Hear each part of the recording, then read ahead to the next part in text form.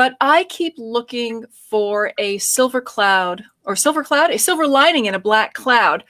And in this horrible storm that we're living through, I think I have found one. And that one is that I'm able to bring you guests who I would not otherwise be able to get for you because they are far away or they are just too busy with their own careers to be able to haul up to Connecticut to do the show.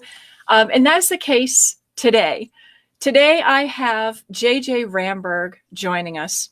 JJ is the co-founder of Good Pods. She has started multiple other multi-million-dollar companies. She was the host of MSNBC's Your Business for over 10 years, I believe. And she's also one of the nicest, most genuinely giving people you'd ever want to meet. So I'm thrilled to have her today. Hi, JJ. How are you? Oh, that is such a nice intro. That last line is the one that I really thank you. I appreciate that. But it is so true. I find every time I've talked to you, you have been the most giving, delightful person. And quite frankly, you do have a little bit of the star thing going on, right? You were on TV in New York for over a decade, running a show. I want to say you have interviewed thousands of business owners. Thousands. So many. So I want to dig into that too, but you're still so accessible. I call and say, hey, would you help me out with this? And you're like, sure. So thank you so much for that. Thank you. Look, I'm so happy to be being interviewed by you. I'm so glad that this worked out. I am too. So why don't we jump right in? You have started many successful companies. Tell me about Good Pods. I know that is your latest. Sure. And I am a woman of a certain age who is starting a brand new company at this certain age with my brother, who is also of a certain age, and my sister. So Good Pods is a new app. It's a podcast player where you can follow your friends and influencers and podcasters to see what they're listening to by episode. So for instance, what used to happen to me all the time is I'd be ready to go out for a run and I'd want to listen to something new. And I find myself just going, oh, what should I listen to? And scrolling through my phone. Next thing I know, 30 minutes is gone and my run time is gone. So now I just go on to Good Pods and it looks like any social media where I get a feed and I see what people are listening to. And it's my friends. And then we have people like Kim Kardashian on there who you can follow, or Dan Harris, who is a host at ABC News and also hosts the amazing podcast 10% Happier, and all kinds of people and your friends. So that's what we launched, Good Pods. I love it. So it's all right. So it's social media. You can follow influencers, just follow your friends as well to get an idea of what they're watching or listening to, I guess.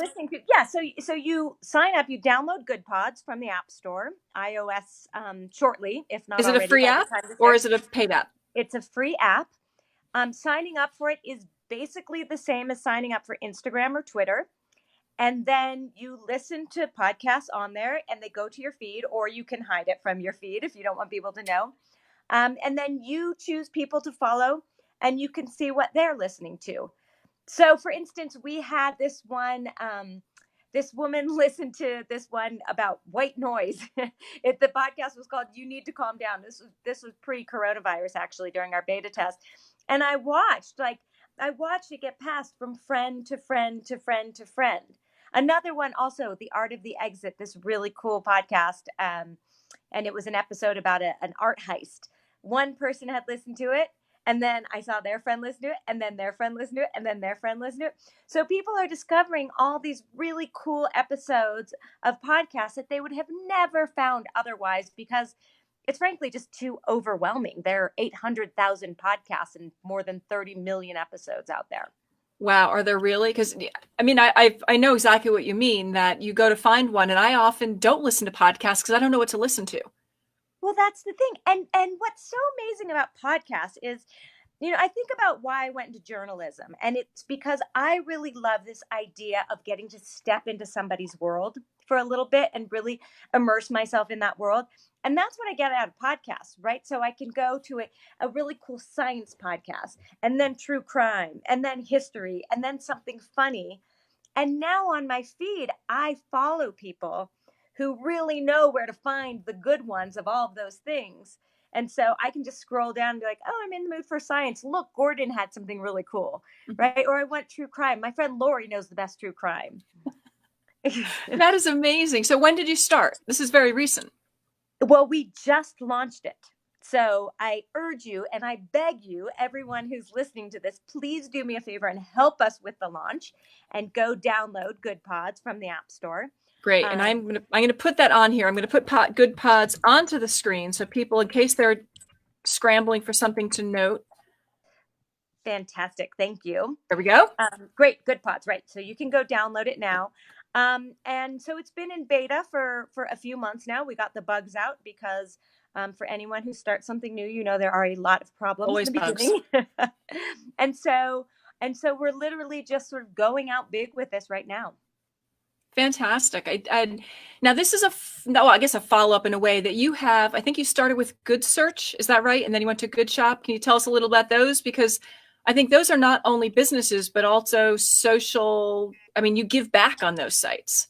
We do. So this is my second company that I have founded with my brother Ken.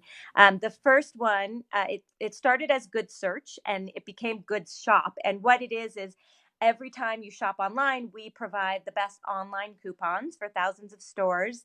And then when you shop, a percentage of what you spend goes back to your favorite cause. You can choose anything you want or cash back to yourself. So we've donated more than $13 million to causes out there now. That's amazing. And that's what I was just saying, that you've always found a way to give back in everything you do. So it shows in your companies, in everything. So now you started in journalism. Mm-hmm. How did you go? I mean, obviously journalism is TV, but I hear it was through sheer willpower and drive that you made that transition. So how'd you get into TV and to journalism there? Well, TV, I started right after college. I didn't even actually really know what I wanted to do after school, but I got the opportunity to be the temporary receptionist at NBC Nightly News. And I thought, oh my God, I love this. And so I stayed on and worked there for a while. And then at some point, after a few years working in TV, I worked ultimately for Dateline NBC. I decided I wanted to try something else. And so I went to business school and then I worked in business and then I missed TV. So then I came back to TV and then I quit TV so I could start what became Good Shop. And then I started that and then I got called by MSNBC I'm like missing my timeline now. Anyhow, the point is I kept going back and forth between TV and business. Oh no, I forgot business. I don't know. All this happened, TV and business. And so for 13 years, I did both. And now my show on MSNBC ended about a year ago and I am 100% full-time working on Good Pods. Okay. And so when you were on your business, because you've got so much experience there, I'd love to just, grab a little bit of knowledge from you, because a lot of people who'd watch something, watch this are women who want to start businesses, who want to do something else, something exciting. And I know not only have you done the TV and your own company, I think you also wrote a book in there somewhere. I wrote a couple books. Yeah. A couple books, just wrote a couple books.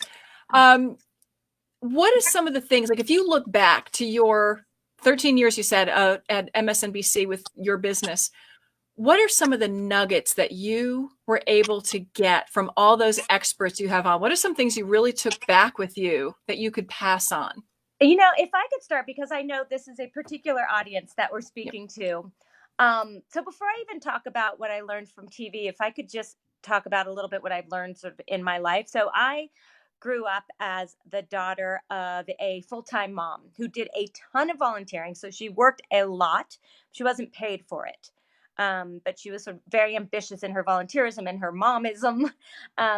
And then I'm one of 4 kids. And then when my second oldest brother graduated from college, he had an idea for a company. I was, I guess, in junior high or high school then. And my mom said, okay, let me do it with you. This was pre-internet, so it wasn't common for, stay-at-home moms to then, or full-time moms to then become CEOs, or just out of college kids to start companies. But they did it together, and I had a front row seat to watching my late 40s mom with no paid work experience start a company that eventually became very, very successful.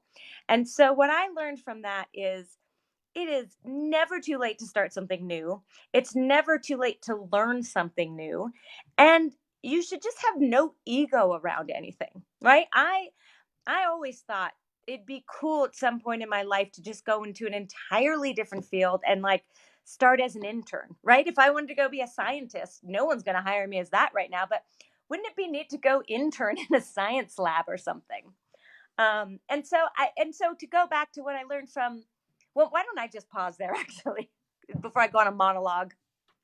Yeah, it's a good monologue though, because you're right that we come from a time, I mean, you and I have a certain age where moms often were at home. And now, and they had the opportunity then, but now more than ever, they have the opportunity to just grow things. And it just takes courage, like your mother, right? Who didn't have the experience. She's went, let's just do this. Let's just do this. And by the way, if it fails, it fails. And Yeah. if I don't know everything that I'm doing, well, then aren't I lucky that I am of this age where I have a lot of friends that I can go to, Mm-hmm. right? Where I can. So I just thought, so I started my first company, what Good Search was, I don't know, 14 or 15 years ago, right? It was entirely different than starting this one where I mean, I wish I could show you my Excel sheet of how many people I spoke to before even doing anything for Good Pods, because I just have all these years of relationships built up with people, right? And so I could call my friends and they're like, oh, you should talk to this person. You should talk to this person. And so I spoke to so many people, and it would have been much harder to get to those people had I been younger because I didn't have a lifetime of meeting people then. Well, you have a different network, right? So when Mm-hmm. you're younger, you have more of, I think, the people who are just physically near to you. When I say physically near, obviously nowadays it also means social media and all this, but it's the people that you happen across versus when you're older, you start to really meet those people who have the same interests, who are going in the same direction that you are, right? That you, for business, you have all these business experts now that you just wouldn't have access to in your 20s because you haven't been down that Yeah. road. Sure, and you definitely get confidence as you get older. That said, in some ways, I can understand why people might lose confidence, right? They might have left the workforce and they lose confidence. And so, and I have a number of friends who dropped out of the workforce for a while to take care of their kids and came back in. I just think it's knowing that we are at this kind of amazing time in our lives where we have all these years built up of knowledge and of all the things we can do. Look, I mean, managing a household is harder than managing anything. Raising kids is harder than anything and is completely transferable to other kinds of work. And so it's, again, just having the confidence to do that and say, let me give this a shot. And that's really what it is. I think it's the confidence. So, all right. So give us some nuggets now. So we know a Okay. little bit about your background. Although I want to mention, because I always find this interesting, that so many of us come from immigrants. I think your grandparents were both immigrants and were both very successful, again, as entrepreneurs. Um, on my dad's side, they were immigrants. Yeah, my grandfather came here. He was a peddler when he first got to the United States, literally going door to door selling things, and then eventually opened up furniture stores. My other grandfather came from Philadelphia to California, where I grew up. But he was, while not an immigrant, he was like he was a real entrepreneur, like made money, lost money, made money, lost money. He had every kind of company you could think of. He was the first one to introduce frozen pizza to Los Angeles, which is our claim to fame in the Ramberg family. So yeah, I come from entrepreneurs. But to finally answer your question about the nuggets, after more than a decade of interviewing thousands of entrepreneurs, the thing that I found every successful entrepreneur had was not, do you have a fancy degree or are you well connected, anything like that. The one thing everyone had was, can you deal with failure? Because ultimately things are going to fail and people deal with it in different ways. But the fact that they can deal with it means that they have what it takes to actually make something succeed. I've never heard it said like that. where entrepreneurs to be successful, you have to be able to deal with failure. And I think again, women of a certain age, that's true with everything they do. Is you have to be good at failure. I mean, when raising your kids, right? Because they crash and burn. Your relationship can go up and down, whatever that relationship might be, and maybe embracing failure and knowing that you'll get past it Well, makes you successful in everything. I mean, it's the ability to say, okay, this failed and not have it destroy you. Right. So, I mean, sure, everyone wants to go hide under the cover sometimes. And maybe you think, what if X, Y, and Z? But the ability to, get past that pretty quickly, or maybe never feel that at all in the first place, to say, okay, now how do I move forward from this? How did it not crush me so much that I can't go on? And so some of the things you've done, what has been a failure for you? What do you think is something that you were able to overcome? How'd you do that? Oh my God, I've had so many. I mean, we all have, right? So Like a many good failures. failure. But I think so I'll give you one, not from business, but from TV. So when I first joined CNN, I graduated business school. I worked in for an internet company called cooking.com for a while. And then I joined CNN, and my real goal was I wanted to be a reporter. I had been a producer before at NBC before going to grad school, and I really wanted to be a reporter. And they gave me a chance early on, and I was awful. And I don't say this as like, haha, it's so funny, I was so awful then. I mean, it was like soul crushingly awful when they gave me the big chance to finally sort of get to go on TV. It was right before I got there. It wasn't planned. I just happened to be producing a story and they needed someone on air to talk about it. Um, and and the producer, who I didn't know, I worked in LA, and the whole team worked in New York mostly. Um, Afterwards, she said to me, "Look, we're never putting you on air again," and that was awful to hear, but well deserved because I was really bad at it.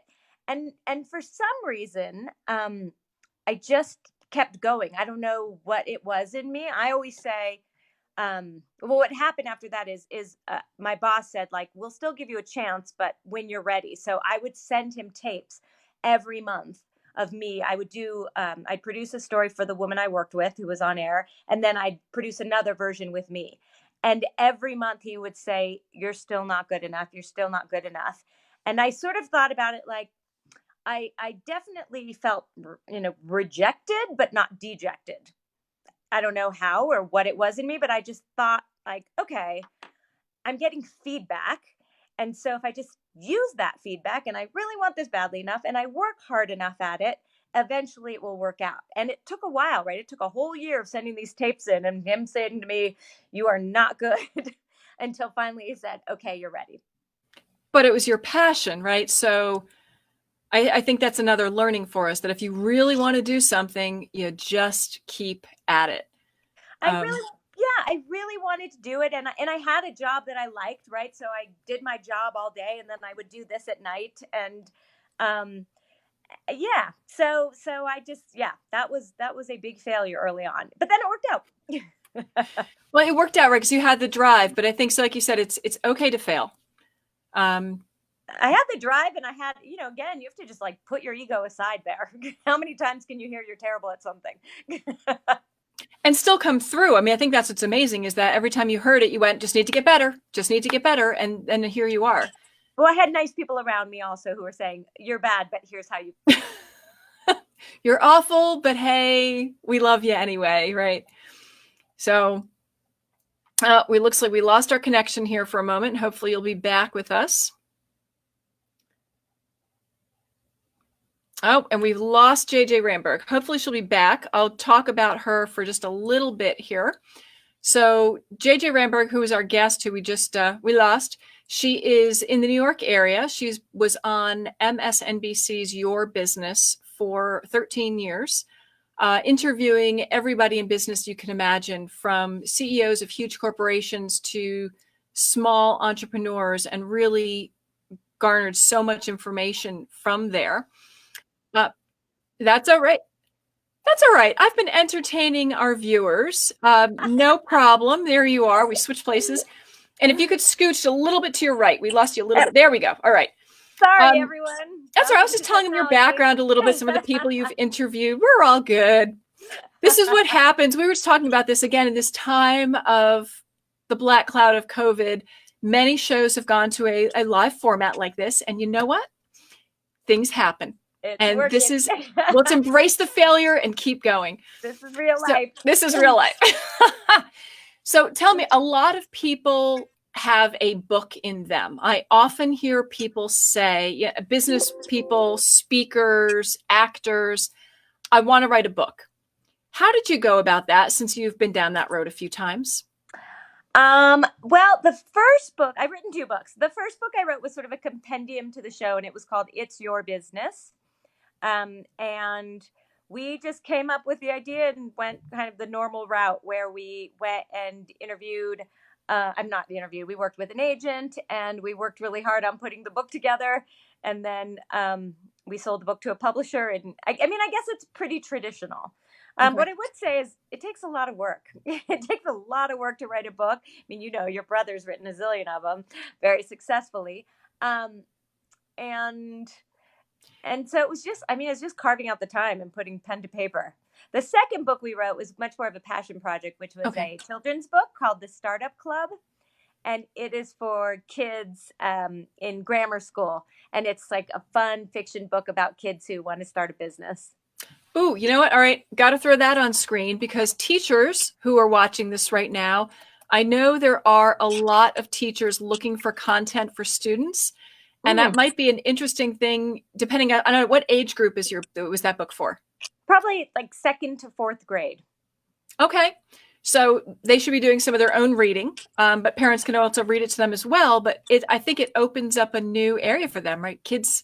Oh, it's in such business. a fun book. It's such a fun book. It's about two best friends who start a business, and then the mean girl in school copies their business, and their brother gets involved, and then the girls have a problem about who's doing what, and then there's some social responsibility, and they learn math. They learn what a P&L is, a P&L statement, and you know they learn all kinds of business things. They learn marketing, all through this really fun story. Which is great. Give me the title again. I just want to throw it on screen here. Oh, great. Thank you. The Startup Club. See if I got that right. All righty. Well, I guess startup should be one word, huh? Yeah. Okay. Anyway, Startup Club is a children's book. Yep. So people can go look for that. Can they find it on Amazon? You can find it on Amazon. Yeah. Okay. Beautiful. So again, I just want to put a little tidbit out there because, as I said, right now we have teachers and they're going, all right, think. What else can we do? So I think this might be a really fun, thing to share. Oh, that's awesome. Yeah. It's fun. Kids really like it. Great. And now, so what do you see in your future? I mean, I know that right now you are working on Good Pods, right? That's consuming right now because I know any startup can be very consuming. How do you expect that to grow? Does it become a commercial? Like, do you get an audience and then make it a commercial endeavor? What is the life cycle of an online business like that, an app? Yeah, so we just launched it, right? We are in version 1.0, and we have all kinds of ideas to grow with it right now. So the way it works right now, again, is you go onto Good Pods, you follow your friends and influencers, and you see what they're listening to. But you can also have discussions with podcasters. You can have discussions between yourselves. We're basically, there are all these things happening in the podcast world all around right now. If you go on Twitter, you'll see a zillion, what podcast are you listening to? Or, there's Slack groups, there are Facebook groups. We're trying to take all of that and put it into a place that is centralized where you can actually listen to podcasts as well. So, we have big dreams for this. And what you see on the app right now is just the very beginning of it. And right now, we're just launching. So now we're just getting the word out to people so that they join and tell their friends as well. And do you see yourself? So, I mean, obviously this looks like it's going to be a project that's going to hold you down for a while. Do you see yourself? I sure hope so. Yeah. I'm sure. Do you see yourself going back to TV at some point? Maybe when my job at MSNBC ended, I was there for 13 years. I did a project for BBC World News called Follow the Food, which for anyone who's interested in the future of agriculture and food distribution, it's you can still find it online. Follow the Food on BBC World News, and that was incredibly interesting for me, to enter into something that was new for me and get to report this, and the reporting was from all over the world. I hosted it, but I did the North America reporting, and that was fun. And so maybe I'm having a really nice time right now, actually being the behind the scenes person. I spent so much of my career creating content. It's actually really fun for me to have a platform where other content creators are surfacing. Um, but I love TV, so maybe I'll go back to it at some point. And now with your Good Pods, how do you said you can listen to any podcast through that app? Is that so? Does that powered through like Apple or iPod, or where's that powered? You would basically use it instead of a podcast player that you're using now. Okay. So it becomes your podcast player, and you use it just like you would any other one. So you subscribe to podcasts, or you can search for them, do anything you can on other podcast players. But the added benefit, sort of the magic of Good Pods, is this ability to follow your friends, right, and also to talk back and forth with people about podcasts. Yeah, awesome. So you can find something great to listen to. So I just want to ask a little bit about the app process. We have a few minutes left. Sure. And that's another thing that people ask about, right? When they want to start businesses for themselves, they'll say, oh, I have this idea for an app. Yep. What's the process of creating an application? I'm sorry. You see me typing here because you can see my big fingers. We see giant fingers. Because I just realized that I, on this very app, have a meeting with my team coming up. I'm like just going to be a couple minutes late with my enormous fingers in this picture. So here's what I say. This is not just an app or any business. Every business sounds amazing when you are sitting around talking with your friends or your partner about it, and you are in the room and this is something you want. Every business sounds great. Mm-hmm. So the very first thing is, in any way you can, go stress test your idea, right? And it's not just about asking people. I think it paused for a second. Go stress test your idea. No, it's not just about asking your best friend, hey, would you use this? Because your best friend is going to say yes. People are very wary of saying no to you. And so if there's some way you can test it that mimics reality in some way, if you can build a very cheap version of something, get it in people's hands, that is worth a whole lot to you before you go spend a lot of money and time. So anyhow, the first thing to do when coming up with a business idea or an app is to try any way you can to get a real sense of, is there a need for it out there? Does something exist? Is it something that only 5 people want and you're one of them, so no one's going to pay for it? So that's number one. Well, so it sounds like a lot of people, again, they'll talk about, oh, I want to try something new. I want to go into business. I need to raise money. But it sounds like before you raise tons of money, you need to make sure the idea is sound. Right. Well, because usually they say, oh, that the barrier is money, but it's not necessarily money. It could just be, you have a lousy idea. That's your barrier. Well, yeah. And the truth is, you're probably, especially right now, you're not going to get money unless you have a proven concept right now. So any way that you can be really down and dirty about launching something and prove it out first, good on you. Also, then if you ever get to the point of raising money, it'll be at a higher valuation because you've proven that there's a need for it out there. But I think, look, there's so many ways to be scrappy right now to just start something. You can start a lot of things for not that much. Just have to think about what it is and flesh it out, right? You have to flesh it out. Yeah, go ahead. Nope, sorry, I was going to say, believe it or not, we're at the bottom of the half hour already, and this we got to hold tight because it's not just on social media, it's on the airwaves.